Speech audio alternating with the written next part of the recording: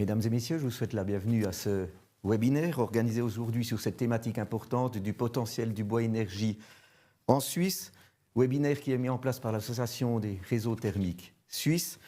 Nous aurons deux exposés tout à l'heure suivis d'une discussion. Un premier exposé de Claire-Lise Souter de l'Office fédéral de l'environnement et ensuite de Andreas Kehl, directeur d'Énergie Bois Suisse. Personnellement, je m'appelle Manuel Godina, je suis le directeur de Thermobois SA et Thermoréseau pour Entru SA, deux sociétés, la première étant la commercialisation et la production de plaquettes forestières dans le nord-ouest de la Suisse, et Thermoréseau étant le chauffage à distance de Port-Entruy qui alimente à partir de chaudières à eau chaude, mais aussi d'un couple à chaleur force. Thématique donc qui m'intéresse et pour lequel j'ai un œil particulièrement intéressé sur cette thématique de l'approvisionnement en bois pour l'avenir. Avant de passer aux exposés et au préambule, on tient à remercier les différents partenaires qui ont rendu possible la mise en place de ce webinaire.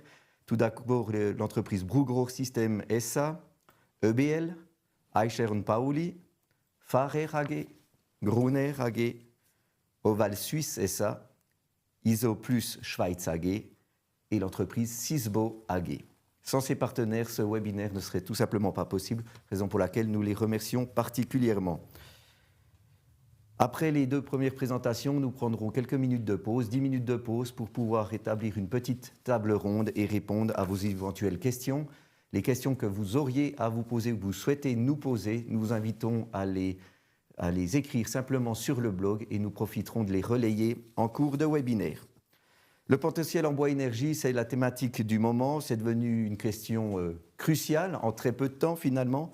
Il n'y a encore pas si longtemps que ça. N'importe où en Suisse, lorsqu'on disait « Est-ce que vous avez assez de bois pour produire, pour construire une chaufferie ?» On répondait toujours « Il n'y a aucun problème, on peut doubler la consommation ». On a vu que suite aux crises Covid, crise énergétique et économique de ces dernières années, la boussole a quelque peu changé et on commence à se poser la question sérieusement, en lien notamment avec de nombreux projets qui sont sortis des terroirs et qui amènent finalement une mobilisation accrue de la ressource bois-énergie, raison pour laquelle aujourd'hui, et ce sera les deux exposés qui vont suivre, l'élément relevant de notre webinaire.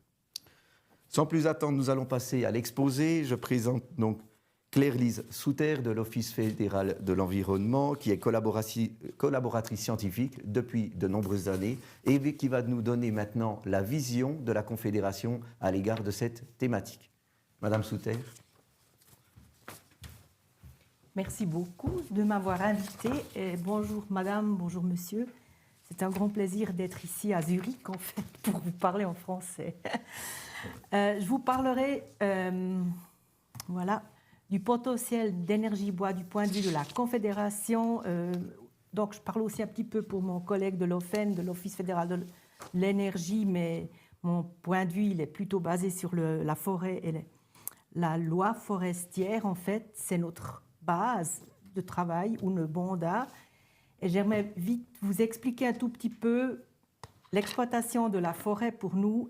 Elle doit être de fonction durable pour bien pouvoir remplir toutes les fonctions, notamment les fonctions de protection donc, contre les dangers naturels, les fonctions sociales et économiques, donc la récolte du bois et tout ça.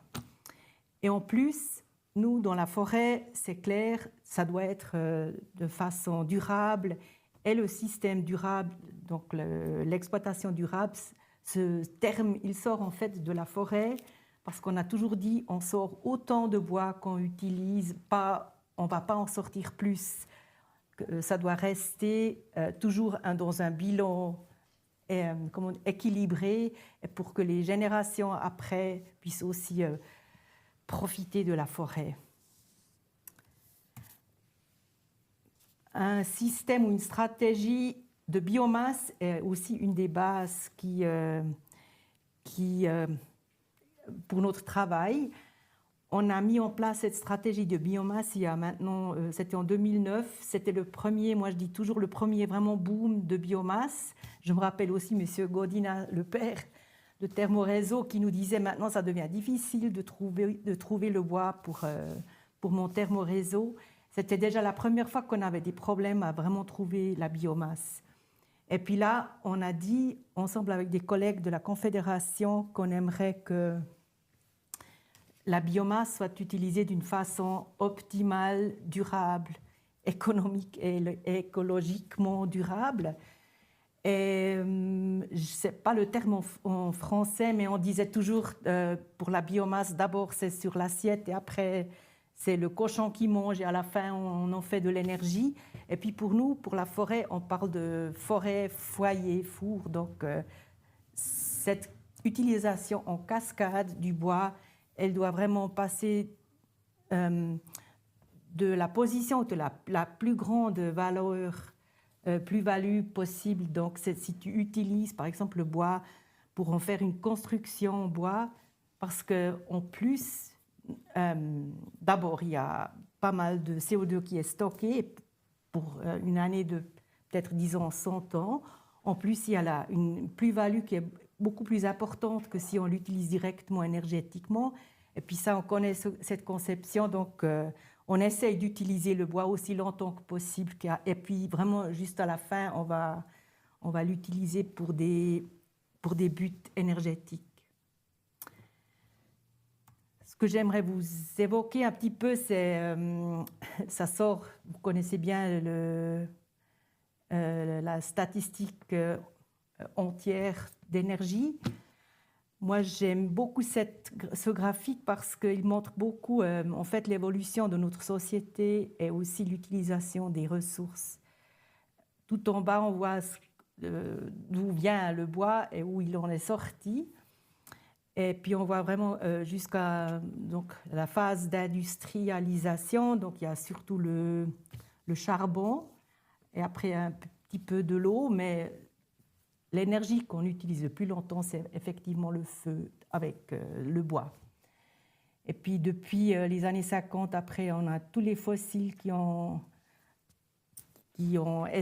aidé à devenir, avoir la prospérité en Suisse, d'un côté économique, mais on voit aussi ici que ça nécessitait beaucoup d'énergie en fait, pour y arriver là. Et puis maintenant, simplement, j'ai mis quelques points parce qu'on aimerait maintenant aller jusqu'en 2050 à netto nul. On aimerait aussi sortir de l'énergie nucléaire et ça va être assez difficile pour y arriver.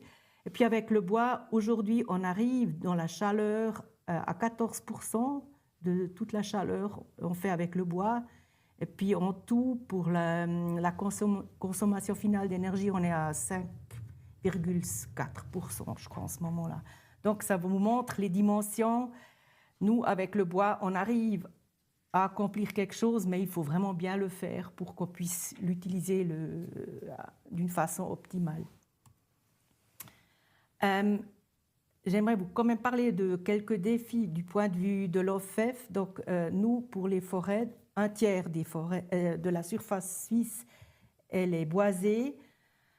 On a un problème avec le réchauffement climatique. On aura plus de feuilles, par exemple. Donc, il y a tout qui va un petit peu changer. En plus, on a plus de chablis et plus d'exploitation forcée du bois.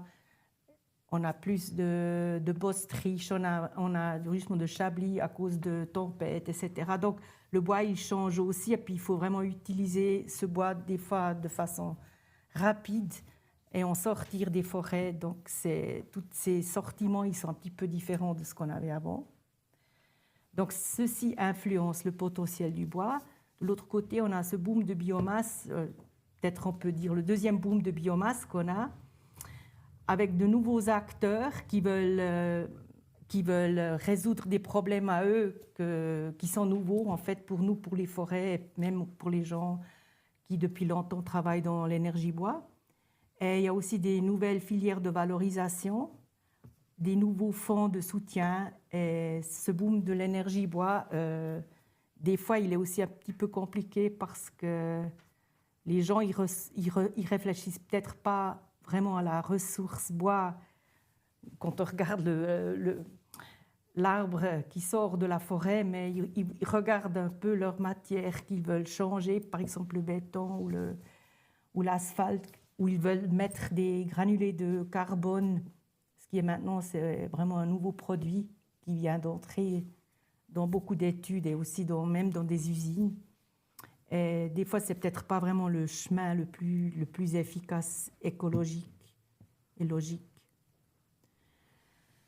Donc, pour nous, on a une ressource de bois, une politique de ressources bois 2030, je l'ai évoqué avant sur la feuille. Et puis là, pour notre ressource de bois, de politique de ressources de bois, c'est clair, d'abord, c'est la construction il faut utiliser d'abord le bois dans les bâtiments, etc., comme on vient de voir dans le système de cascade. Et puis là, on voit aussi qu'il y a une augmentation de la demande dans les constructions.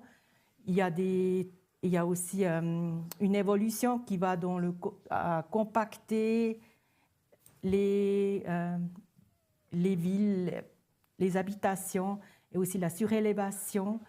Et ce qui est certainement aussi important, c'est les isolations de bâtiments existants.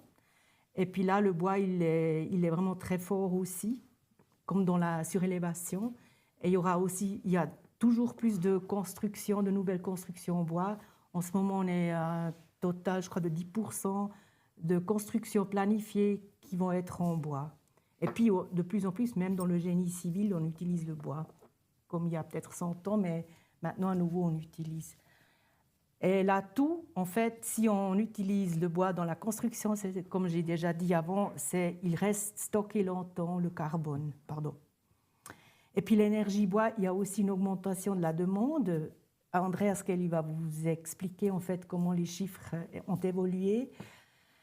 Et les installations en tout, elles diminuent en tout, mais on sait tous que surtout les petites installations, comment dit-on, non, je trouve plus le mot en français. Donc les installations 1 à 6, d'après la statistique bois énergie, là il y a le plus de diminution.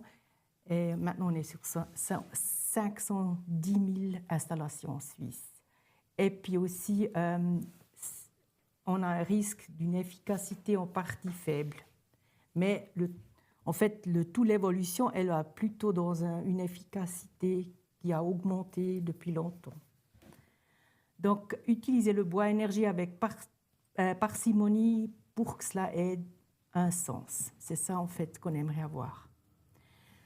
On m'a demandé aussi un petit peu, vous parler de bioraffinage, parce que le programme national de recherche PNR 66, ressources bois, il avait un volet justement sur ces bioraffinages. Il avait aussi des gens qui ont réfléchi sur l'énergie bois, mais aussi sur le bioraffinage. Le bioraffinage, en quelque sorte, c'est le système où tu entres un arbre et puis dans une usine et t'en sors plein de produits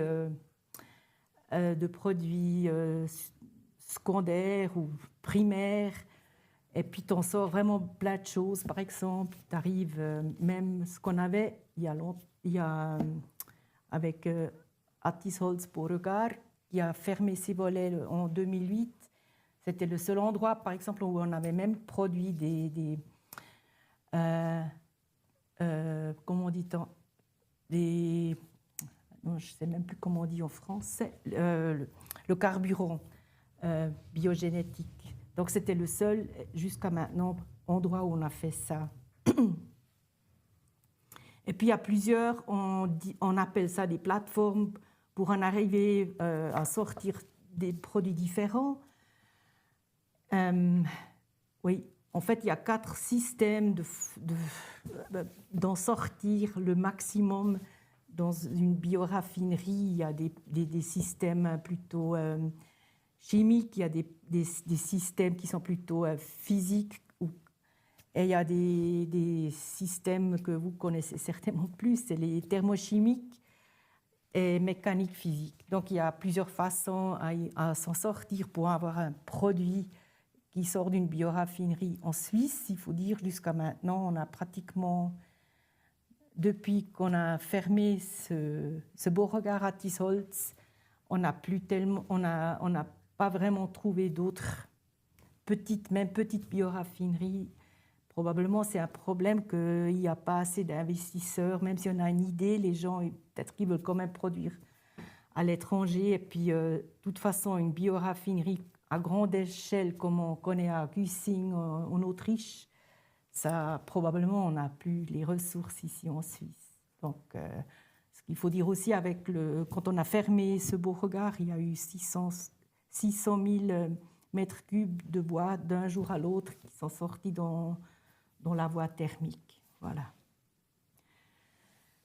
Donc, ces derniers temps, on avait un petit peu des problèmes. On s'est dit, est-ce qu'on a assez de bois pour toutes ces demandes qu'on a, surtout les demandes énergétiques. Et puis, on voulait aussi savoir où on est en fait avec les promotions du bois, parce que depuis longtemps, tout le monde disait, oui, c'est surtout l'utilisation énergétique qui est où il y a des subventions, par exemple, et moins dans l'utilisation en matériaux. Puis on a fait faire une étude par un bureau de Zurich, en fait. Et puis c'était difficile, en fait, de trouver les chiffres. Moi-même, j'ai essayé certains moments aussi de le faire moi-même. Et il fallait vraiment fouiller dans les statistiques, parce qu'effectivement, on ne trouve pas les chiffres qui disent « là, on va promouvoir le bois énergétique » ou on va promouvoir, je ne sais pas, la construction en bois. C'est plutôt dans des autres buts un peu plus grands que simplement l'utilisation du bois. Ce qu'on a trouvé, c'est quand même que l'énergie du bois, elle reçoit plus ou moins 39% des subventions. Et oui, l'économie du bois, elle reçoit moins. Et puis aussi l'économie forestière avec les subventions qu'on a, elle reçoit moins. Ce qui est un petit peu le problème, c'est qu'effectivement, si on regarde la valeur ajoutée du bois, matériaux envers énergie, on voit quand même qu'il y a que 6. Ah, là, il y a un qui est parti, il est en bas. Il y a donc, si on compare matériaux, énergie, la valeur ajoutée pour le matériau est 6 et puis énergie, c'est 1. Je m'excuse, là, il y a un qui a disparu dans la ligne. Là, les chiffres qu'on a revêqués, c'était vraiment des chiffres entre 2018 et 2022. Entre-temps, les systèmes aussi de promotion, ils ont un petit peu changé. C'est pas très facile vraiment d'en sortir ces chiffres, mais c'est vraiment une première vue d'ensemble sur cela. Donc ça veut dire qu'il y a plus de promotion dans l'énergétique que dans le matériau, mais nous on a dit qu'en fait la valeur ajoutée, on aimerait plutôt dans le matériau que dans l'énergie. Et après, on s'est aussi dit qu'on aimerait bien savoir, si on regarde l'utilisation du bois énergie, du bois énergie, qu'est-ce qui est l'utilisation la plus intelligente ou la meilleure, où on optimise vraiment cette ressource qui est renouvelable, mais elle est quand même, en quelque sens, elle est limitée parce que, voilà, il y a ce qui pousse par année, ça monte, des fois c'est un peu plus ou moins, on est toujours en train d'essayer de calculer et mieux calculer ces potentiels. Mais il faut quand même voir, on ne peut pas tout faire avec. Et Thomas Nussbaumer, qui est professeur à Lucerne et qui est directeur d'un bureau Verenum et qui travaille depuis longtemps en fait, dans Bois Énergie, il nous a calculé tout ça en réfléchissant à l'efficacité, comment on utilise le bois. Il a regardé qu'est-ce qui est là comme potentiel, où on peut vraiment optimiser l'utilisation du bois énergie et qu'est-ce qui convient, la meilleure utilisation du bois dans des termes énergétiques.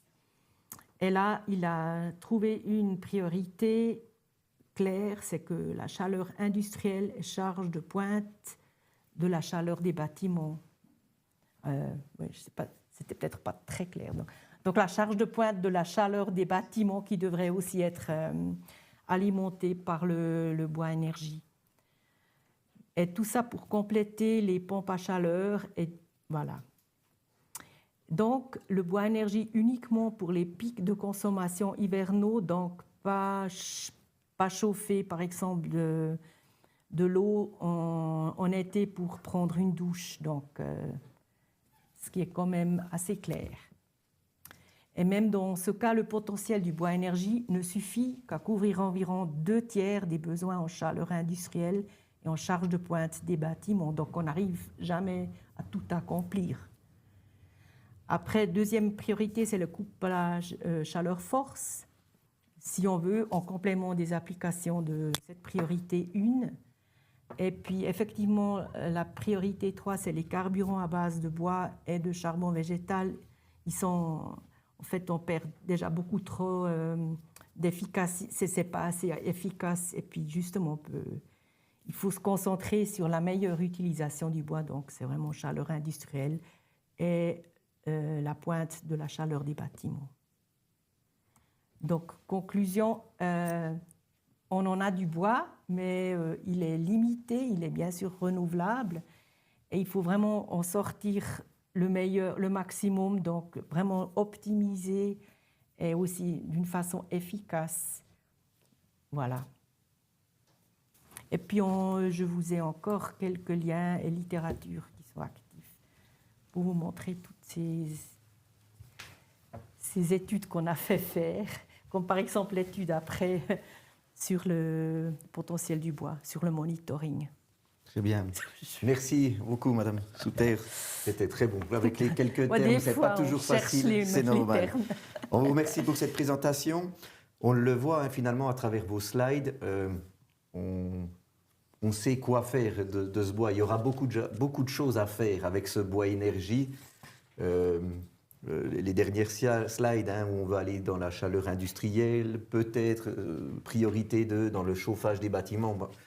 On va savoir quoi faire de ce volume. On verra tout à l'heure avec Andreas Kehl le monitoring qui dit finalement quels sont les besoins actuels et futurs, quel est encore le potentiel.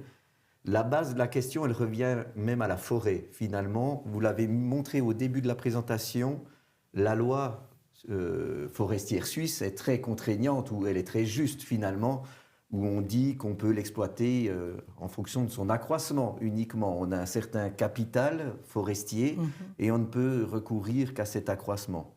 Et vous le mettez aussi en cours de présentation, on a connu des étés secs, particulièrement compliqués pour la forêt. Dans le nord-ouest de la Suisse d'où je viens, on voit un dépérissement du hêtre. Ça fait longtemps qu'on sait que le frêne va disparaître. Il y a le bostrijch aussi qui crée beaucoup de dégâts aux forêts. On peut avoir le sentiment que des cantons ou certains cantons ne sont pas encore conscients, ne sont plus tellement sûrs du capital qu'ils ont en forêt. Est-ce que l'Office fédéral de l'environnement prévoit d'accompagner, voire même d'imposer à ces cantons pour avoir une vision très claire, quel est le volume sur pied qui existe? Parce qu'on peut avoir des quotités d'exploitation en forêt qui ont été peut-être établies ou estimées il y a 10 ou 20 ans, mais en quelques années, peut-être notre capital, il a diminué. De ce fait, les intérêts aussi, surtout que les intérêts sont proportionnels à l'humidité, à la pluie, etc. Quelle est la vision de l'OFEV ou bien quel est l'accompagnement que vous donnez aux cantons pour être sûr finalement du capital qu'on peut exploiter? Donc d'un côté, on a depuis 40 ans l'inventaire forestier national qui relève en fait aussi tous les chiffres, qu'est-ce qu'il y a sur pied, le volume sur pied, et tout ça, l'utilisation aussi. Et c'est aussi la base sur laquelle on calcule le potentiel pour utiliser le bois. C'est assez détaillé, mais bon, c'est le niveau national quand même. Mais il y a quand même les régions de production qui sont là-dedans. Et puis les cantons, ils travaillent beaucoup avec. Mais bon, nous, notre loi, c'est un cadre. En fait, c'est les cantons qui disent ce qu'ils veulent faire. Et puis nous, on peut simplement leur proposer de faire ça et travailler ensemble. En fait, c'est un travail de partenariat. Partenariat, merci beaucoup. Donc, ce n'est pas seulement nous qui disons... Ouais, ça, là, il devrait vraiment avoir un problème énorme qu'on dise dans le Parlement qu'on aimerait avoir quelque chose de plus marquant, je ne sais pas quoi. Ok. Mais on travaille ensemble et on train toujours justement de calculer ces potentiels. Très bien. Ben, merci pour cette première présentation. On se retrouvera tout à l'heure pour la discussion. Nous allons donc passer maintenant à la seconde présentation, celle de Andreas Kehl, directeur d'Énergie Bois Suisse, diplômé de l'école politique l'EPFZ comme ingénieur forestier. Et Andreas Kehl qui va nous donner le retour des résultats sur le monitoring. Andreas. Merci beaucoup, Manuel. Bonjour à tous. Je vais essayer aussi en français. Je suis très content de pouvoir aujourd'hui présenter les résultats de l'étude de monitoring énergie du bois 2023.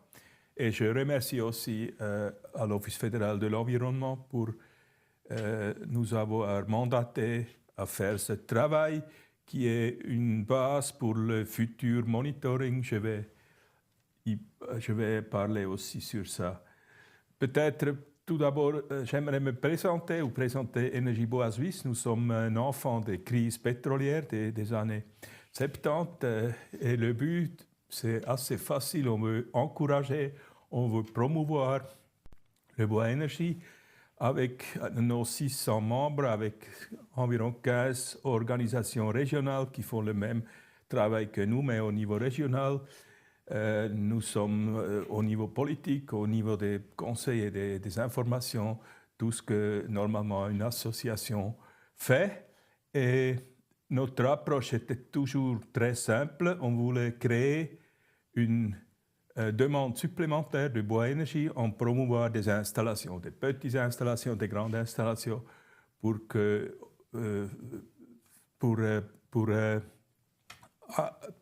faire accélérer la demande.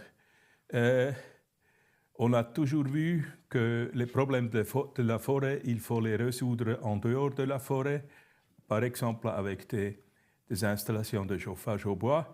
Et depuis 2021-2022, dans beaucoup de régions, on a vu qu'il faut plutôt freiner que promouvoir, parce qu'on s'est rendu compte presque d'un jour à l'autre, il faut dire que la demande a tellement accru que les potentiels sont plus si loin qu'on a toujours pensé.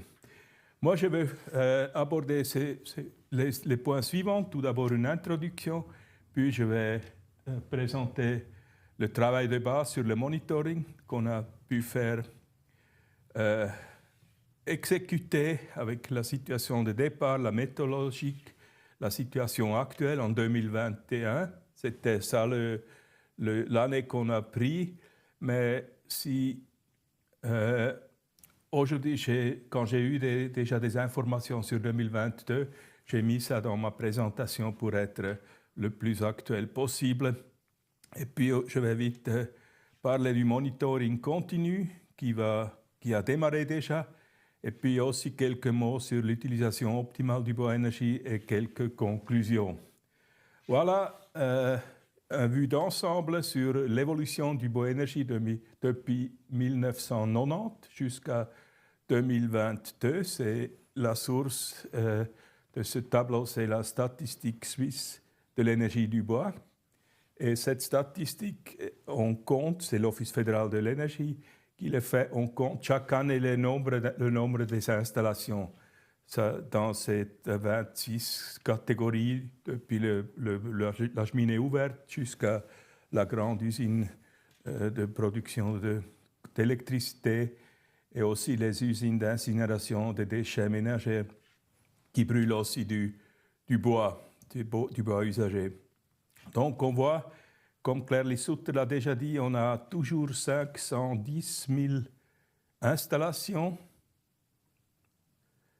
Et le nombre a réduit, c'est surtout les petits chauffages au bois à bûches qui ont diminué, soit le nombre, mais aussi la consommation en bas.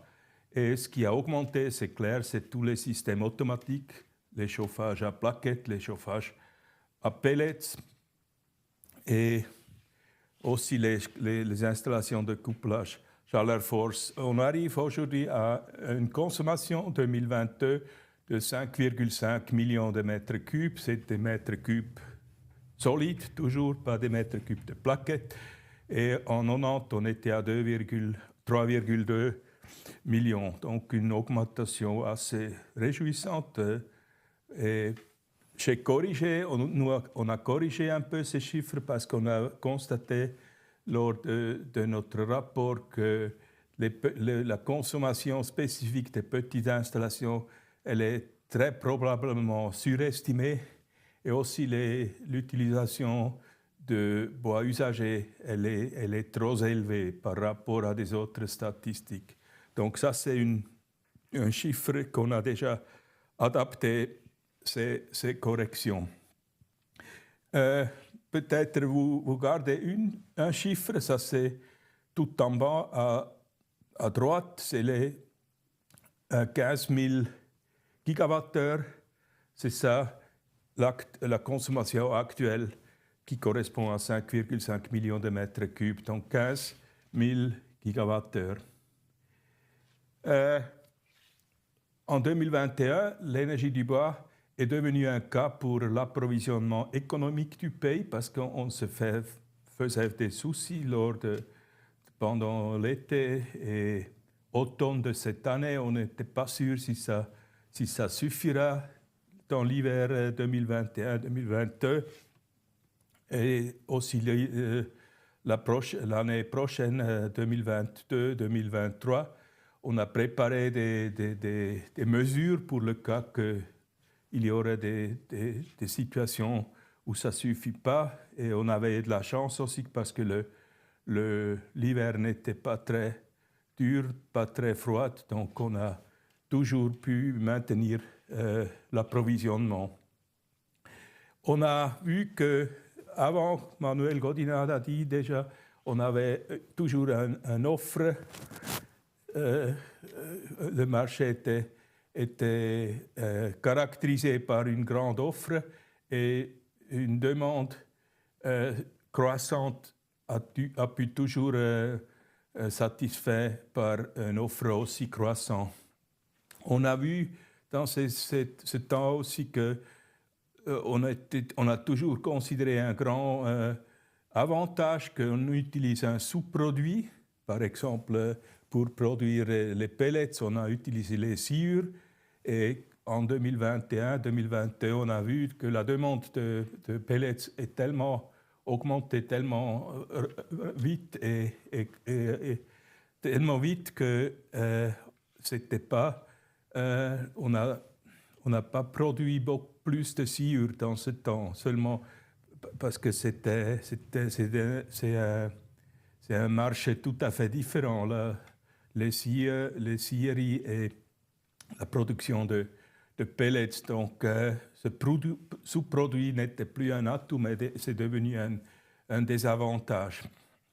Et puis, ce qui a accéléré tout, c'est clair, c'est Covid, c'est la guerre en Ukraine et naturellement aussi les programmes de promotion qui ont subventionné tout ce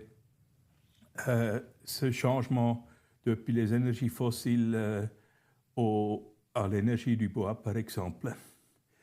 Notre travail qu'on a pu faire, c'est un travail de base pour un monitoring bois-énergie. On a étudié un peu les aspects méthodologiques. Et puis, au centre du rapport, c'est la situation actuelle, fin 2021. Donc, on a établi des 3 données qu'on veut, même dans les années à suivre, chaque année actualiser. C'est la consommation actuelle. On a ici une bonne base avec la statistique de l'énergie du bois.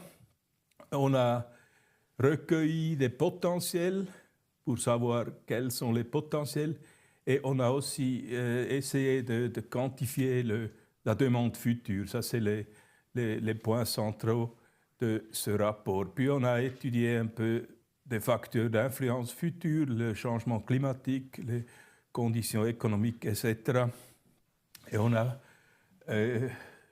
proposé comment on peut à l'avenir continuer avec le monitoring. Pour nous, c'est clair, on est on est aussi en faveur de l'utilisation en cascade. On le voit ici, tout le bois vient soit du bois, soit de la forêt, soit du paysage, donc le bois de paysage et le bois de forêt. Et puis les bons assortiments, ça va tout d'abord dans les scieries, dans les menuiseries, et chaque fois on a pas mal de quantités de résidus de bois qui servent par exemple comme matière première pour la production de pellets. Donc ça fait beaucoup de sens parce que en fin de compte, tout est bois énergie, il faut seulement attendre un peu. Presque tout, on voit ici aussi en bas, en 2021, on a exporté 300 000 tonnes de bois usagé à l'étranger. Et ça, c'est, on peut dire, comme ça, la cascade ne fonctionne pas si on exporte cette quantité. Mais si on voit qu'est-ce qui s'est passé avec ce bois, c'était seulement 7% de ces 300 000 tonnes qui ont été utilisées pour la production d'énergie, et le reste est allé c'était encore une utilisation matériaux, donc c'est allé dans les usines de panneaux de particules. Ce qui fait aussi sens si on utilise une deuxième fois avant de brûler, ou une troisième fois même. Puis on a aussi la cascade sur l'arbre individuel. On voit un peu ici un schème. On a à gauche les résineux, où on a une grande partie de l'arbre et bois de service, peut aller dans les scieries avec ce bois. Et puis au milieu, ça vient les qualités de bois industrie, et tout en bas, en haut, la cime, ça c'est des assortiments classiques pour le bois énergie. Et puis à droite, on a un hêtre, un arbre feuillu, et on voit que les résineux ils vont disparaître au plateau au moins. Donc ce changement des essences des résineux à des feuilles, c'est déjà en pleine marche. Et là, on voit que la partie ou la part de bois énergie sur l'arbre individuel, c'est beaucoup plus grand que pour les résineux. Après 5 mètres, ça commence à bifurquer, et là, on n'a que du bois énergie. Donc, on peut penser que bon, c'est bon, alors on n'a plus de bois énergie à l'avenir, mais le problème, c'est que ces arbres poussent plus lentement que les résineux, donc à la fin, ça ne va pas changer beaucoup. Pour revenir à la méthodologie, on a prévu cette méthodologie. Pour la consommation actuelle, on se base sur la statistique du bois énergie, qui est, j'ai dit, on fait ça depuis maintenant 34 ans. Et c'est une bonne base. Et on compte le nombre des installations, et pour chaque catégorie, on a un facteur de conversion, comme dit, un poêle de cheminée. En moyenne, il brûle telle ou telle quantité par an. Comme ça, on vient du nombre d'installations à la quantité de bois consommé. Et puis, on fait toujours, il y a aussi la statistique forestière qui vient d'une autre approche. La statistique forestière dit quelles quantités de bois sont sorties de la forêt, et est-ce que c'était des bûches, est-ce que c'était des plaquettes, est-ce que c'était des bois de service.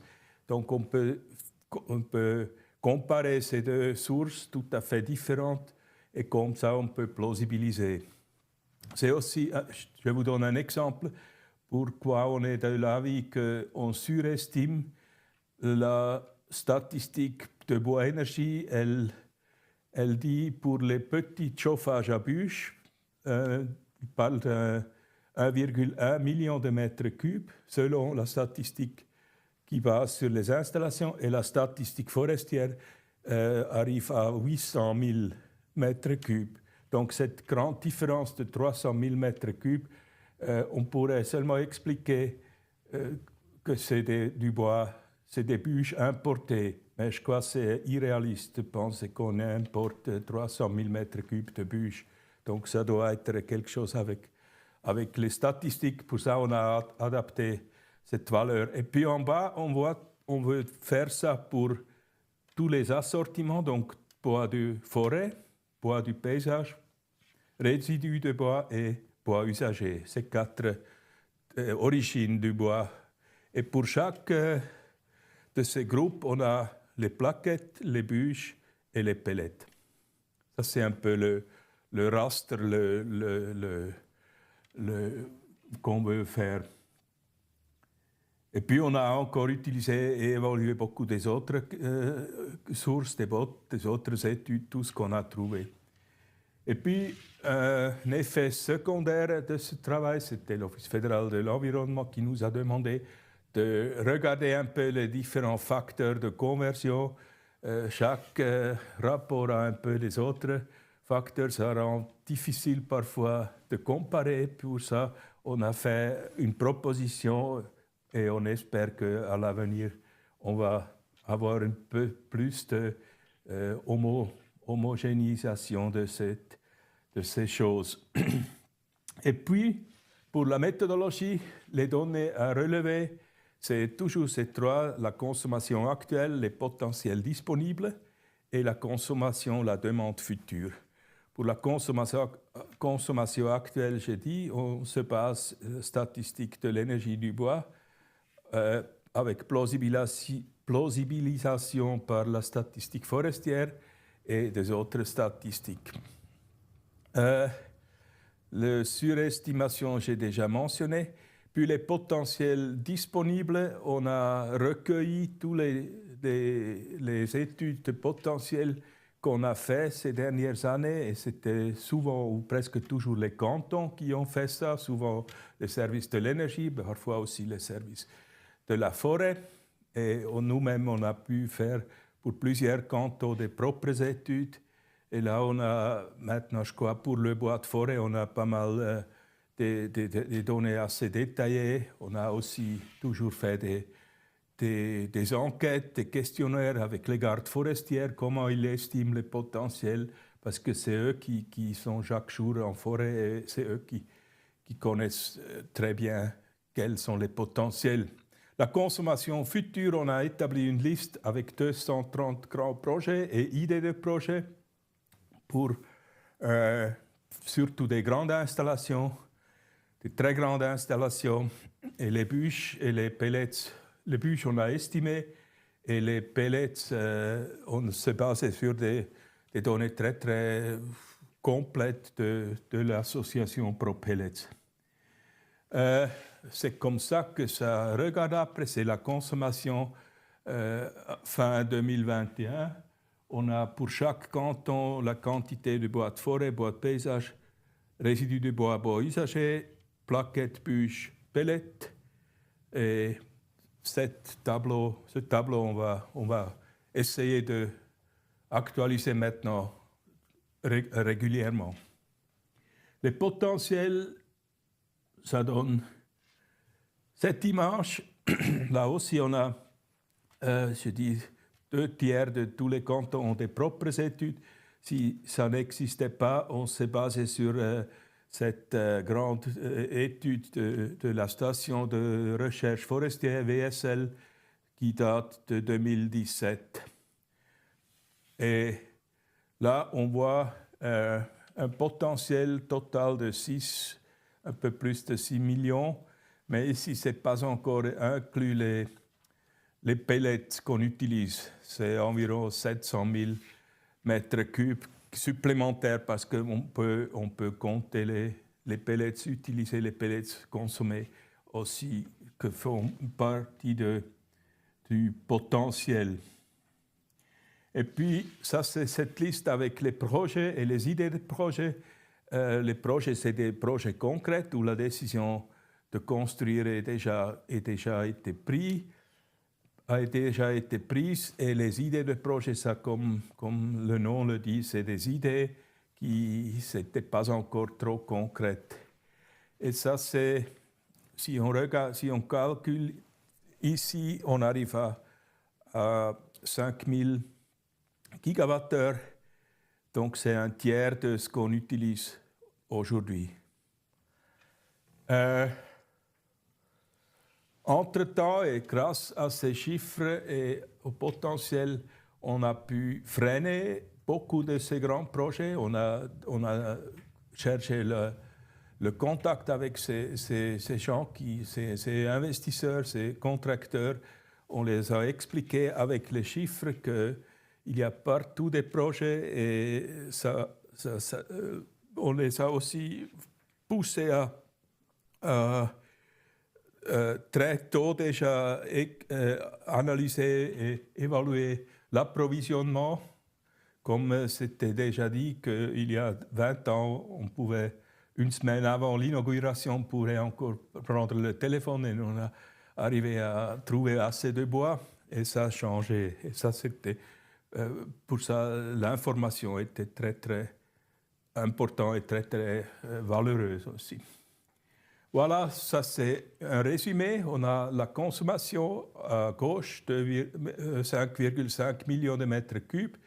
La plus grande partie bois de forêt, bois de paysage, résidus de bois et bois usagés. Et puis on a au milieu les potentiels total et à droite le potentiel restant. On a un potentiel restant de 1,3 million de mètres cubes, dont la plupart c'est bois de forêt et bois usagés. Donc, si on regarde ces chiffres, on doit dire que 80% du potentiel est exploité et utilisé. Moi, je pense que les résidus du bois, ça c'est déjà aujourd'hui épuisé. On importe aussi des scieries. Mais ça dépend s'il y a des nouvelles scieries, des nouveaux projets d'industrie du bois. On aura aussi plus de résidus de bois. Et ce qui est important dans le chiffre de potentiel, c'est toujours en considération la cascade. Donc tous ces potentiels, ils disent pas on va tout d'abord tous envoyer dans l'énergie, mais c'est toujours la cascade, l'utilisation en cascade. Ce qui est seulement partiellement considéré, c'est l'origine du bois. Aussi dans la statistique bois énergie, on ne voit pas d'où est-ce que ce bois ça vient. Donc la provenance du bois n'est pas compris n'est pas considérée dans ces chiffres. Donc on est à 5,5 millions de mètres cubes. Ça c'est la consommation actuelle. Et puis en eau, ça c'est les chiffres de l'inventaire forestier national. Et eux, pour le potentiel théorique, c'est 10,7 millions de mètres cubes. Donc c'est le double de ce qu'on utilise aujourd'hui. Alors on peut dire, bon, qu'est-ce que vous avez? Il y a encore un grand potentiel. Mais en bas, on voit la statistique forestière 2022. Donc là, c'est les chiffres du bois qui est sorti de la forêt et c'est 5,2 millions de mètres cubes. Donc aussi la moitié du potentiel théorique. Et à gauche, en bas, il y a ce fameux modèle de pelure d'oignon qui essaie d'expliquer cette grande différence. Il y a des critères de dessert de la forêt, il y a le prix, il y a la manque d'ouvriers, tout ça, on n'est qu'à la moitié. Il y a aussi des chiffres récemment, pas encore publiés, et des gardes forestières qui disent souvent que la production a diminué beaucoup en forêt parce que c'est trop sec en été. Voilà quelques autres raisons pour cette grande différence. Le prix, j'ai dit, le manque de personnel. Et puis, ce qu'il ne faut pas oublier, c'est en moyenne, la vente de bois n'arrive même pas à 50% des recettes totales des exploitations forestières. Donc la vente du bois n'est plus la plus grande partie des recettes. Ils ont souvent fait des contrats avec des organisations de protection de la nature, etc. Puis dans la forêt de montagne, c'est clair, ces forêts ne sont pas desservies. Puis on a 245 000 propriétaires de forêts privées et pour beaucoup d'entre eux, la forêt n'est pas un facteur économique.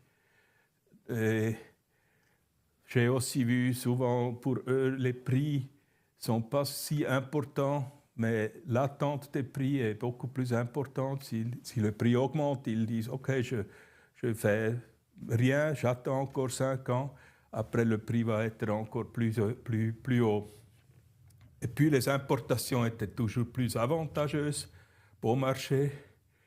Un exemple, canton de Valais, l'accroissement total est de 600 000 mètres cubes par an et on a coupé en 2022 124 000 mètres cubes.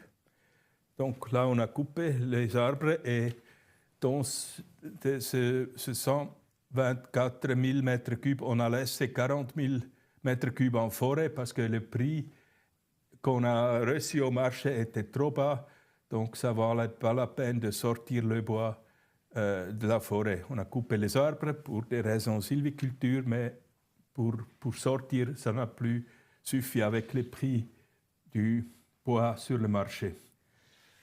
Ça, c'est une évolution qui est connue. On a, dans les dernières 60-80 ans, une chute libre des prix du bois et en même temps les coûts salariaux étaient augmentés.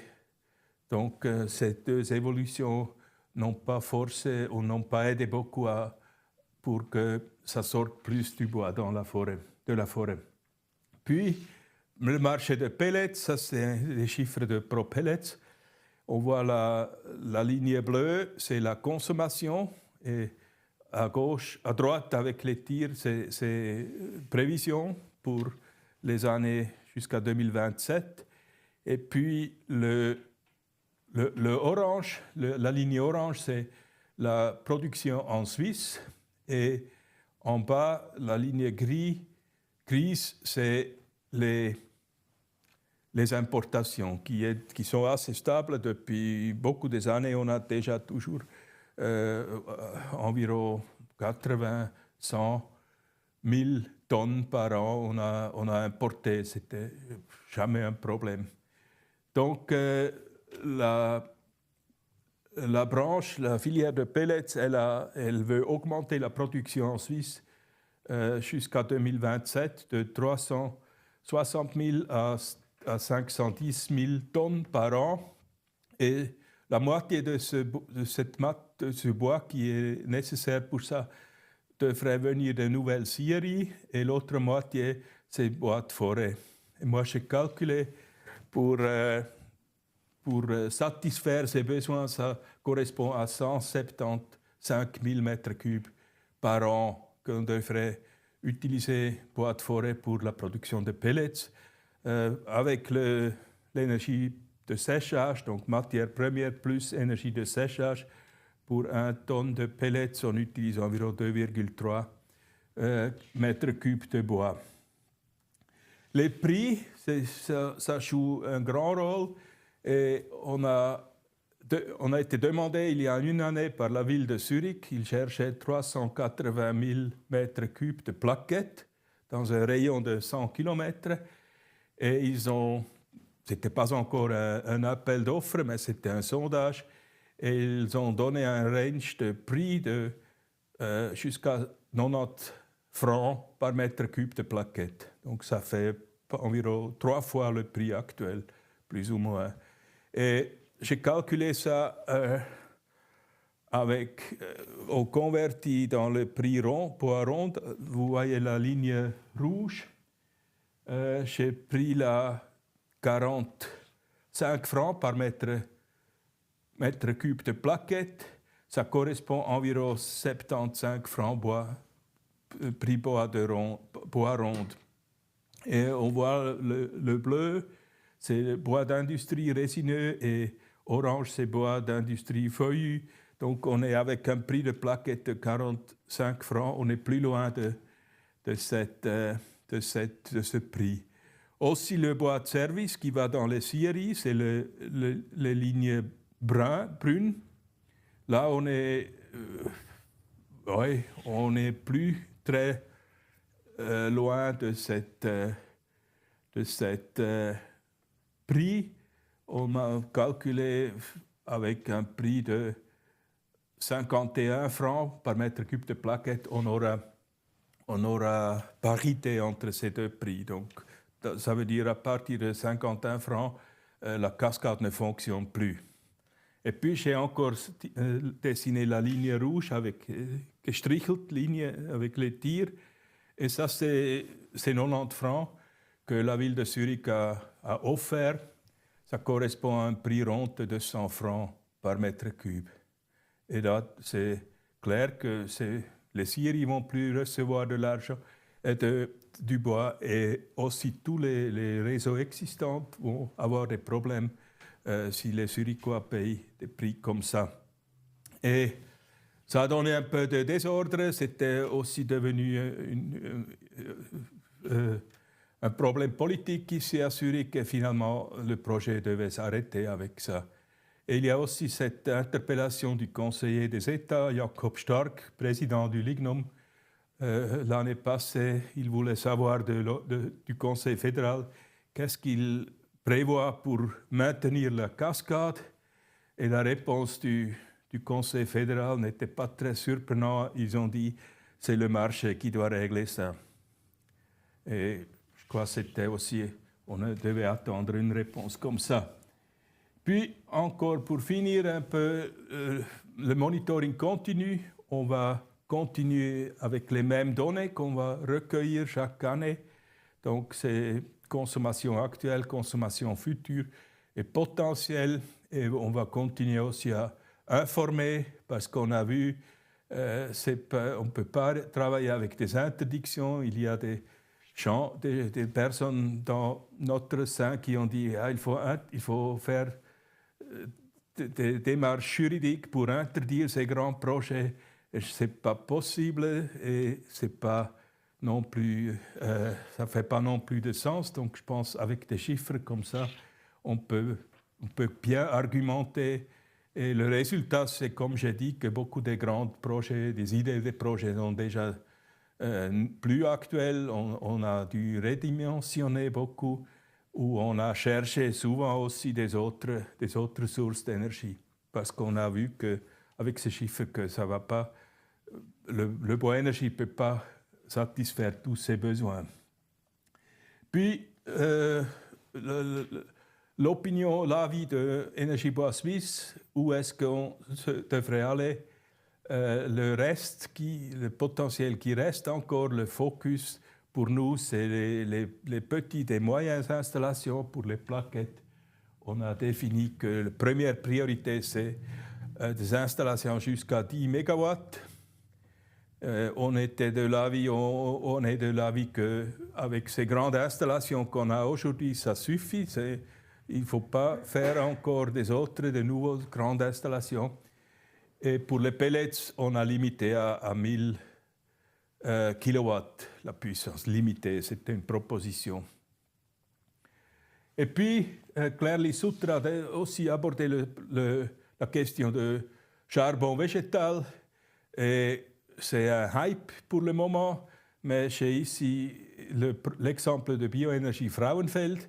Ils ont une consommation, quand tout est fini, de 50 000 mètres cubes par an, dont 20%, 10 000 mètres cubes vont dans le charbon végétal, 30 15 000 mètres cubes dans l'électricité et 50% dans le réseau de chaleur qui est actuellement en construction, donc ce n'est pas encore réalisé tous. Et le charbon végétal qu'on produit, on les ajoute à l'industrie de béton qui devient verte. Et la construction en bois perd davantage par rapport à la construction en béton. Et pour moi, c'est quand même 10 000 mètres cubes de bois qui manquent pour substituer des énergies fossiles. J'ai aussi les chiffres de Turgovie, parce que nous-mêmes, on peut faire cette étude. La possibilité totale sur Turgovie, c'est 150 000 mètres cubes, donc tous les assortiments. Le potentiel bois-énergie est estimé à 110 000 mètres cubes et la consommation effective en 2022 était déjà à 141 000 mètres cubes, donc presque la moitié du bois utilisé vient de l'étranger aujourd'hui. Bon, on peut dire que c'est un canton frontalier, c'est clair, la région a un autre sens que pour, disons, le canton d'Uri ou comme ça. Voilà. Puis, qu'est-ce qu'il dit la science? C'est Claire Lys-Soutre qui a déjà un peu parlé de ça. Donc, je crois je peux dépasser première priorité, chaleur industrielle et chaleur de pointe. Et puis, le prix du bois-énergie, ça c'est les plaquettes. Là, on était content qu'on a vu qu'en 2022, le prix a augmenté parce que ça nous aide à maintenir la sécurité d'approvisionnement si le prix est un peu élevé. Pas trop, mais quand même. Et on était vraiment heureux qu'on a vu en 2022 7% du bois la quantité du bois d'énergie sorti de la forêt était 7% plus élevée qu'en 2021. Et puis, pour finir, les perspectives et conclusions, la statistique où l'approvisionnement devient toujours de plus en plus global. Il y a une globalisation. Avant, on a toujours dit, nous, on a 95% c'est des bois indigènes. Ça ne va plus être correct. Puis, on a vu aussi le meilleur moyen de maintenir la cascade et l'approvisionnement de chauffage au bois existant. C'est des chiffres fiables et une communication professionnelle.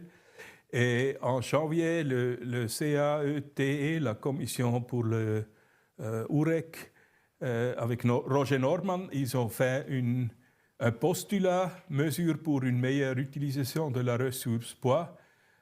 Donc, ils veulent qu'au niveau politique, on appuie les chemins, les propositions d'utilisation qu'a fait Thomas Nussbaumer avec des mesures politiques ou des mesures financières. Puis, on a vu actuellement la consommation totale, c'est environ 15 000 gigawattheures. Et Thomas Nussbaumer, c'est un hasard, il estime le chaleur industrielle qui est produit aujourd'hui avec des énergies fossiles, ça correspond à environ 15 000 gigawattheures. Et on a vu, on a 500 000 installations. Et l'idée, c'est de mettre tout le bois qui est utilisé pour la chaleur. À l'avenir, on devrait utiliser cette quantité pour production de chaleur industrielle. Moi, je crois pour la forêt, c'est que le bois-énergie devient de plus en plus le moteur d'une exploitation accrue parce qu'on a une demande régulièrement, régulière chaque année. Et les exploitations forestières peuvent planifier mieux les coupes. Et nous, le bois énergie profite aussi de l'exploitation en cascade parce qu'on a, par exemple, pour les résidus de bois, c'est 40%, c'est pas rien. Et la situation actuelle de l'approvisionnement, je crois que l'engouement pour les grands projets est retombé. De nombreux projets cherchent d'autres sources d'énergie. Et nous, ce qu'on voit maintenant, on a les listes des cantons. Et là, je vois que dans le secteur de 100 à 5000 kilowatts, il y avait beaucoup d'installations, des réseaux existants qui ont augmenté la production de chaleur. Voilà. J'ai fini et je vous remercie d'avoir écouté. Merci beaucoup Andreas pour cet exposé complet qui donne un point de vue de la situation actuelle, mais aussi une vision pour le futur. Avant de te poser une question, je me permets de rappeler aux participants qui peuvent utiliser le forum, en tout cas utiliser la plateforme pour poser vos questions. Mais avant cela, une petite question, Andreas. Il y a beaucoup de chiffres. Je pense que le monitoring, l'étude qui a été faite, table sur des chiffres pragmatiques, réalistes. On consomme aujourd'hui 5,5 millions de mètres cubes sous forme de bois énergie. On a un potentiel réaliste de 6,8 millions. On a de nombreuses études qui orientent sur l'avenir. On est revenu plusieurs fois sur le rapport de Thomas Nussbaumer qui priorise finalement vers une chaleur industrielle. Tu le dis finalement, là vers quoi on devrait aller. On devrait utiliser tout le bois énergie qu'on utilise aujourd'hui pour aller vers la chaleur industrielle en 2050, mais c'est après-demain, c'est dans 25 ans. Un chauffage à distance, si on le construit bien, il va durer 30, 40 ou 50 ans. Aujourd'hui, une commune d'une taille petite ou moyenne, jusqu'à 10 000 habitants, qui souhaite construire, comme on l'a vu longtemps, son chauffage à distance, approvisionné par le bois de ses forêts ou des environs. Qu'est-ce qu'on peut leur dire aujourd'hui? On peut leur dire, allez-y, construisez, faites votre chauffage à distance, mais dans 25 ans, on risque d'utiliser votre bois pour autre chose. Quelle peut être la position?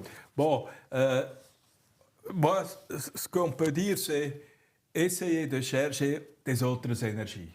Et ça, c'est même plus nécessaire de le dire parce que ça se fait déjà. J'observe ça dans beaucoup des projets. Avant, on a même au bord du lac, on a fait une installation de plaquettes. On n'a pas pensé à utiliser la chaleur du lac. Et aujourd'hui, ça a vraiment changé parce qu'on s'est rendu compte de la limitée, que le bois n'est pas à disposition pour tous, mais que c'est limité. Et pour ça, on cherche aujourd'hui d'autres énergies. Et ça, je crois que c'est déjà un bon effet de tout ce monitoring aussi et toute cette évolution. Viser la diversification de l'approvisionnement. Très bien, nous allons faire maintenant quelques minutes de pause, le temps de s'installer pour une petite table ronde, pour qu'on puisse débattre peut-être de cette diversification, voir comment on pourra mobiliser plus de ressources bois ou de manière plus intelligente, voir aussi quelles attentes nous pouvons avoir à l'égard de la Confédération dans l'accompagnement de ces projets pour les chauffages à distance, dont une partie peut être approvisionnée par le bois énergie. On se retrouve dans quelques minutes, à tout à l'heure.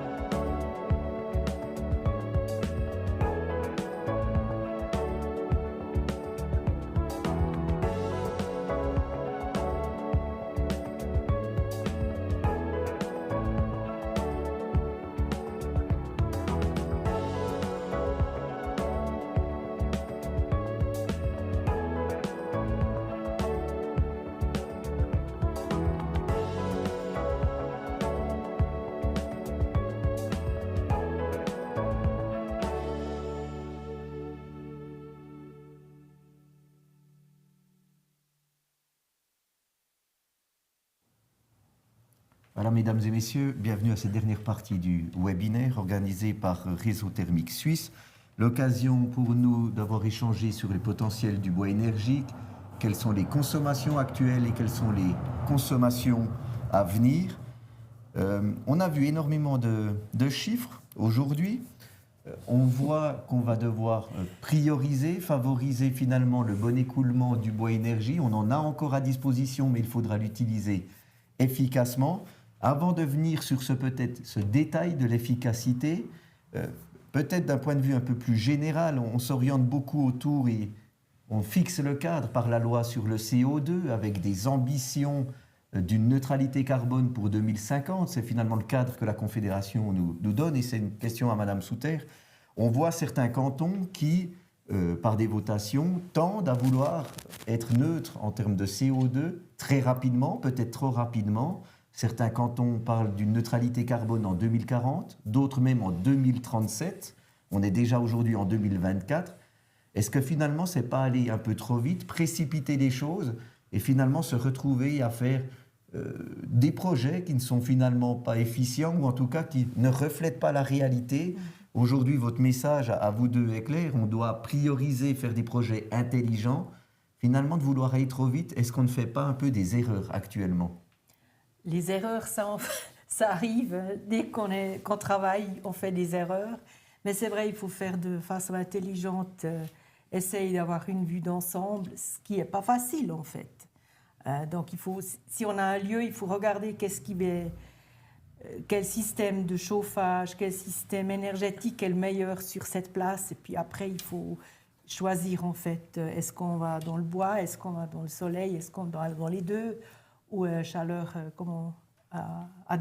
Géothermie. Géothermie, voilà. Donc, oui, c'est compliqué, en fait. On veut aller... Et les buts, on peut les mettre vite, mais il faut les mesurer, tout ça, et la volonté, ça, c'est plus difficile, en fait, d'y arriver. C'est là où on doit pouvoir sensibiliser les politiques ou les cantons à dire, oui, on a peut-être une ambition rapide, mais finalement, on le voit aujourd'hui et depuis de nombreuses années, l'énergie suisse et indigène qui a sa place, c'est le bois énergie. On a un projet, on veut, oui, une diversification de l'approvisionnement, mais souvent, dans les projets, on finit par être dans une orientation 100% bois énergie ou principalement bois énergie. Donc, on l'a vu ce chiffre tout à l'heure, on consomme 5,5 millions de mètres cubes forts par année de bois qu'on transforme en bois énergie. Il n'est pas forcément utilisé de manière optimale. Dans les anciennes cheminées ouvertes, on a des rendements de l'ordre de 10%, alors le volume reste et est toujours plus anecdotique, toujours plus faible. Mais on voit encore des installations qui ont des rendements de 80, 90%, et même certaines installations qui ont 25-30 ans, qui ont peut-être, eux, des rendements à 70%. On doit aujourd'hui chercher ce 100% de rendement sur le PCI, donc tendre à la condensation. Finalement, je pense que là, c'est un thème qui sera celui d'actu, d'avenir d'Énergie Bois Suisse. Andreas, comment tu vois ça? Quel soutien on pourrait attendre? Finalement, on a des soutiens pour les projets RPC, un système de rétribution à l'injection, donc pour l'électricité renouvelable. Qu'est-ce qu'on pourrait attendre comme soutien pour la mise en place de la condensation des gaz de fumée, par exemple? Moi, j'ai un peu espoir dans ce postulat de la commission de Roger Nordmann, parce qu'il demande exactement au Conseil fédéral de créer des incentives pour envoyer les choses dans la bonne direction, pour aussi abandonner peut-être la promotion purement quantitative qu'on a eue ces dernières 40 ans, où il s'agissait de générer le plus vite possible le plus grande quantité de nouvelles installations. Et aujourd'hui, on est dans une autre situation où plutôt vers une promotion qualitative. Et du reste, je pense que le prix va aussi nous aider beaucoup. Si le prix du bois augmente, on va mieux réfléchir qu'est-ce qu'on fait avec ce bois, où est-ce qu'on n'a pas d'alternative et où est-ce qu'on a d'alternative. Il s'agit là de trouver tous les secteurs où on peut bien travailler avec des autres énergies. Par exemple, en été, la production d'eau chaude sanitaire, ça peut se faire avec des autres énergies, pas avec du bois. On en revient toujours avec cette idée de diversification. Oui. Mais pour pouvoir diversifier, on doit aussi avoir des réseaux thermiques, des chauffages à distance performants. Et c'est là où peut-être les liens entre associations, entre Énergie Bois Suisse et Réseau Thermique Suisse, c'est peut-être là où on doit avoir des partenariats renforcés, des soutiens et des autorités fédérales et cantonales pour dire travailler ensemble, rendez les réseaux thermiques les plus optimum possibles, avec des retours les plus bas possibles pour amener la condensation, puis peut-être ouvrir cette vision sur l'efficience, l'efficacité énergétique. En discutant facilement ici, dans le cadre de ce webinaire, c'est facile. On vient de trouver presque 1 million de mètres cubes à disposition qu'on va pouvoir aller chercher dans une bonne efficacité. Je pense qu'on peut y arriver dans quelques années. Le prix va jouer un rôle important. Il y a un autre potentiel aussi. On l'a vu, utilisation actuelle, 5,5 millions de mètres cubes. Potentiel utilisable, exploitable, 6,8 millions. Mais potentiel théorique à 10,6 millions. Donc on sait bien qu'on ne pourra pas exploiter l'ensemble de ce volume, c'est tout simplement pas possible. Mais on doit peut-être aller chercher aussi une petite part de ce volume. On a vu le cas du Valais, où c'est impressionnant de voir la quantité qui n'est pas exploitée ou qui est laissée sur place. Et on voit là des différences entre cantons assez importantes. Certains cantons qui ont été orientés rapidement sur le bois à faible valeur ajoutée, les rémanents de coupe, le chablis, etc. D'autres régions qui sont plutôt orientées, le bois énergie, on l'a substitué au bois d'industrie. Finalement, est-ce qu'à l'Office fédéral de l'environnement, on pense qu'on peut aller mobiliser un peu plus de bois dans les forêts qu'on exploite aujourd'hui ou dans des zones qu'on n'exploite pas encore? Est-ce qu'on peut imaginer réaliste que le potentiel réaliste puisse être augmenté vers ce potentiel théorique? Donc, on est en train de recalculer encore une fois, donc on fait ça régulièrement, le potentiel de bois sortant de la forêt. La base, c'est toujours l'inventaire forestier national. Et puis voilà, on essaye à nouveau de calculer où est-ce qu'on pourra sortir du bois. Mais c'est clair, là où il y en a encore du bois, sont des zones qui ont une forte orographie, qui n'ont pas de desserte, donc sont difficiles, ou même on doit peut-être sortir le bois avec l'hélicoptère, ce qui n'est pas... C'est vraiment pas la façon, en fait, pour le bois énergie, bien sûr. Donc c'est difficile, on essaye, on est en train de mettre sur pied, de recalculer, et puis on est en discussion, on est en train de faire une politique, une stratégie, je ne sais même plus, je sais seulement le terme en allemand, une stratégie intégrale forêt-bois 2015. Et puis là, on va à nouveau discuter toutes les mesures nécessaires pour arriver vraiment à en sortir le maximum durable des forêts. Donc on se pose aussi ces mais on questions. est tout le temps en train d'y réfléchir, mais ce n'est pas trop simple. Et puis justement, on a 26 cantons et puis on ne peut pas imposer. Donc c'est toujours un partenariat, comme on vient déjà de dire avant. Très bien. Encore un exemple qui interpelle beaucoup les exploitants de chauffage à distance ou de chaufferie bois ou ceux qui ont des projets, c'est finalement soit des fois le cadre légal ou parfois simplement la filière d'écoulement possible qui peut poser problème. Je pense là au cadre légal où l'étalonnage des compteurs de chaleur est une contrainte technique assez importante. On a pendant des années, les petits réseaux devaient changer leurs compteurs ou les étalonner tous les 5 ans. Possibilité de passer à 10 ans pour les gros chauffages à distance. Cette loi, elle a été changée. Depuis le 1er janvier de cette année, la durée est un peu plus longue, ce qui est une bonne chose. Mais je crois qu'il a fallu environ 10 ans pour arriver entre les revendications des exploitants qui disaient non, mais 5 ans, c'est vraiment beaucoup trop court. Maintenant, on passe à 8. Ouais. Tant mieux, mais ça allait long. Donc des fois, on a ce cadre légal qui n'est pas facile à changer le curseur. On a aussi eu la problématique des cendres, où tout d'un coup, en 2019, les cendres, c'était une thématique limitante pour les projets de chauffage au bois. Aujourd'hui, la base légale a été revue, on est dans une période plus souple. Par contre, beaucoup de mes confrères qui ne sont pas donc du nord-ouest de la Suisse ne savent tout simplement plus où aller avec leurs cendres.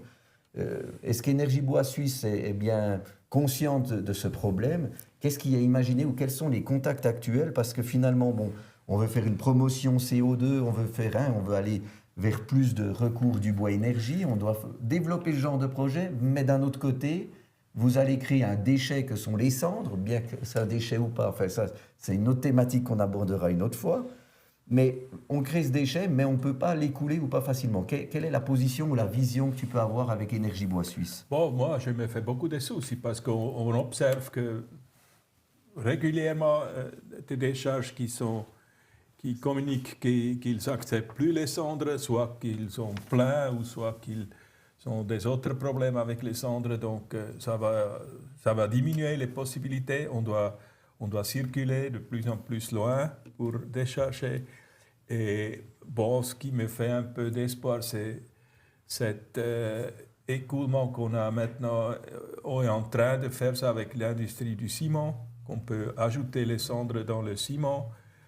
D'après ce qu'on m'a dit, c'est encore quelques problèmes techniques qui devraient être résolus ce printemps. Et c'est ça ce qu'on a toujours voulu, au lieu de décharger, valoriser. Mais parfois, ça ne va pas si vite qu'on le pense. Et l'autre chose, lundi prochain, j'ai une réunion avec 2 conseillers nationaux et l'autre semaine avec 2 conseillers aux États, parce qu'on doit faire de nouveau des démarches politiques. Sinon, ça ne change rien. On voit que ce lobby politique reste important pour être entendu. Ce n'est pas si facile parce que c'est comme chacun rejette la responsabilité. La Confédération dit que ce n'est pas notre affaire, c'est l'application de l'ordonnance sur les déchets, c'est chez les cantons.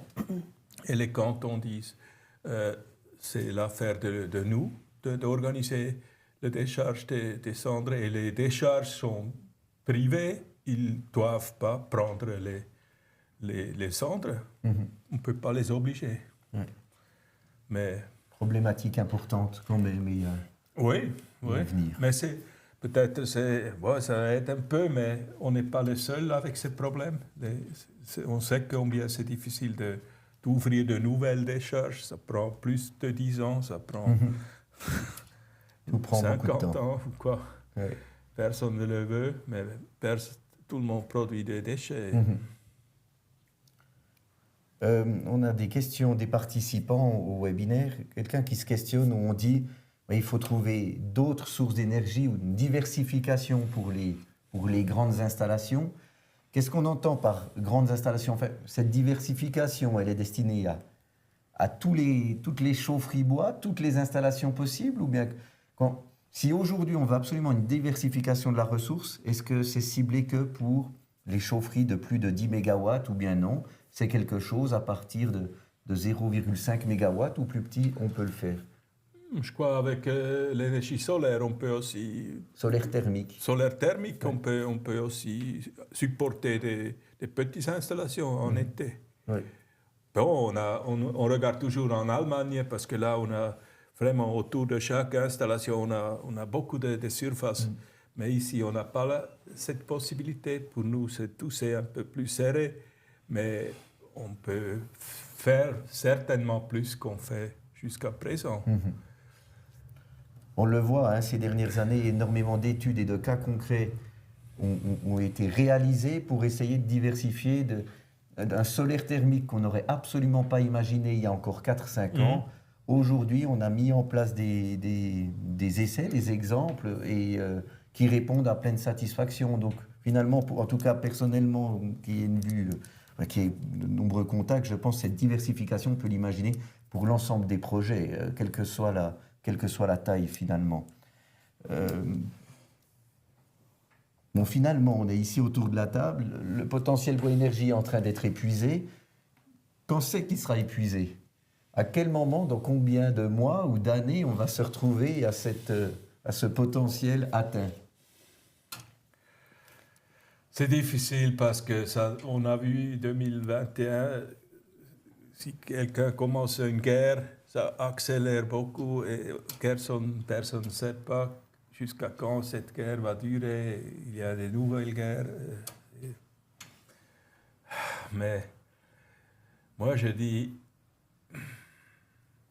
peut-être dans 3-5 ans, on va déjà être beaucoup plus proche du but. Du potentiel, Potentiel, atteignable. oui. Ouais. Donc c'est une histoire, on est quand même plutôt sur du court terme, court-moyen terme, Pour moyen, oui. que du long terme. Oui, oui. Une question de détail aussi, où tu fais référence au prix des plaquettes, à ces 51 francs du mètre cube plaquettes dans ta présentation, et tu as ce graphique. On parle finalement, quand on parle de prix comme ça, on parle de plaquettes vertes ou plaquettes sèches ou... Non, ça c'est... Cet exemple que j'ai pris, c'est 45 francs. C'est un petit réseau à côté de Zurich que nous fait la direction. Et ça, c'est des prix actuels. Et donc, Et 2 tiers, c'est feuillu, 1 tiers, c'est résineux. Et l'humidité, c'est 45%. Et on arrive à 45 francs du mètre cube plaquette franco-silo. Oui, c'est les prix qui sont pratiqués dans la région. Oui. C'est un petit réseau, une taille moyenne. Tu parles d'une humidité à 40-45% d'humidité relative environ. C'est souvent l'humidité moyenne de ces chaufferies avec un approvisionnement direct. Est-ce que là aussi, on ne devrait pas chercher à avoir un bois plus ressuyé, hein, un peu plus sec au départ de la forêt? Parce que très rapidement, le kilowattheure va passer de 3 kWh par kilogramme Nutro à 3,5, Ouais. 3,8. Est-ce que là aussi, les exploitants ou les fournisseurs devraient chercher à améliorer, à chercher à livrer du un peu plus sec? Oui, je crois que c'est une grande contribution à une efficacité plus élevée. Et ça, c'est même pas nécessaire des halles de stockage, mais en laissant les tiges en forêt avant le déchiquetage, on arrive à 40%. Si on fait ça un peu, et c'est beaucoup de forestiers, ils connaissent cette méthode, et c'est clair. On a une meilleure efficacité. Ok. Une dernière question ou une perche tendue à l'Office fédéral de l'environnement ou même à l'Office de l'énergie. Tout le système de subventions, projets ou des programmes bâtiments tourne principalement autour de la loi sur le CO2, finalement, où la quantité de CO2 va permettre de dégager une certaine subvention. C'est ce qu'on connaît dans les chaufferies bois ou dans les projets bois. On voit sur des réseaux de chaleur la possibilité à des bâtiments de passer au chauffage à distance. Celui qui sait jusqu'à maintenant chauffer au mazout ou au gaz naturel aura droit à une subvention pour passer sur le renouvelable, que le bâtiment qui est déjà chauffé avec une chaudière à bûche, à Stuckholz, depuis 30-40 ans, il a fait l'effort il y a 40 ans de passer à du renouvelable, mais il a un rendement à 60% ou 70% sur ses vieilles installations. Pas de chance, lui ne touchera pas 1 franc de subvention que son voisin qui brûle du mazout depuis 40 ans y a droit. On peut, moi comme exploitant et vendeur de raccordement, on peut sentir des fois la frustration de nos clients où on dit désolé, vous n'entrez pas dans le cadre parce que vous avez fait cet effort il y a 40 ans. Est-ce que là, il y a des discussions ou bien est-ce qu'on est bien conscient de cette petite aberration, de se dire oui, on devrait aussi le féliciter d'avoir fait un effort? Je pense aussi au chauffage à distance mis en place dans les années 90 qui ont été avant-gardistes et qui reportent l'assainissement, alors que si on allait un peu plus vite dans l'assainissement, on dégagerait un volume de bois important. C'est une thématique qui vous concerne ou pour laquelle vous êtes sensible? Moi, je l'ai déjà entendu, mais effectivement, mes collègues en fait, de la division du climat, eux, ils calculent, et puis ils calculent d'aujourd'hui au futur. Donc, ils doivent avoir un chiffre qui montre une épargne. Donc, en fait, je crois que je m'y connais pas trop, mais en fait, c'est pour ça que les autres, ils touchent rien. Et puis, je peux vous dire que, par exemple, la forêt, c'est la même chose, la forêt, l'agriculture. Nous, en forêt, on a un régime où on est très vraiment durable. Il n'y a ni d'engrais, ni de pesticides. On ne dit pas pesticides chez nous, mais...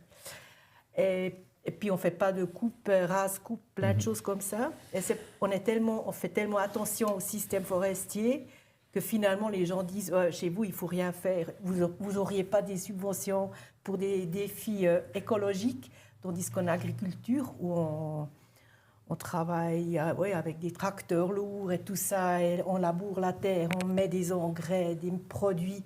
Puis là, si toi, tu arrêtes, tu reçois des subventions. Et chez nous, c'est la même chose en forêt. Donc, c'est pratiquement la même chose. Alors, il nous faudra la carte de visite de ses collègues pour qu'on aille leur montrer sur le terrain ce qui se passe réellement. Mais merci en tout cas pour cette réponse. Voilà, nous arrivons au terme de ce webinaire. Moi, je tiens encore à vous remercier sincèrement pour votre participation, d'avoir fait l'effort aussi de faire une présentation et un débat en français. Hein. Ce n'est pas la langue maternelle, mais vous y êtes sorti brillamment. C'était très clair. J'espère que vous avez toutes et tous pris du plaisir. Encore une fois, je souhaiterais remercier les partenaires qui ont rendu possible cet événement, à savoir les entreprises Brugg Rohrsystem, EBL, Eicher & Pauli, Farrer AG, Gruner, Oval Suisse SA, Isoplus et l'entreprise Sisbo. On remercie donc ces sponsors, on remercie nos intervenants, c'est chose faite. Merci aux équipes techniques ici qui font un travail de l'ombre mais qui rendent aussi possible ce webinaire. Merci à l'association Réseau Thermique Suisse de l'avoir mise en place, avec Andreas Urni et Ursula Spicher qui nous regardent derrière l'écran. Et finalement, merci à vous, participants, d'avoir porté présence à ce webinaire. Et puis on se retrouve prochainement dans le cadre de l'association des Réseaux Thermiques Suisses pour un prochain webinaire, une prochaine thématique. Bonne soirée à toutes et tous. Merci beaucoup.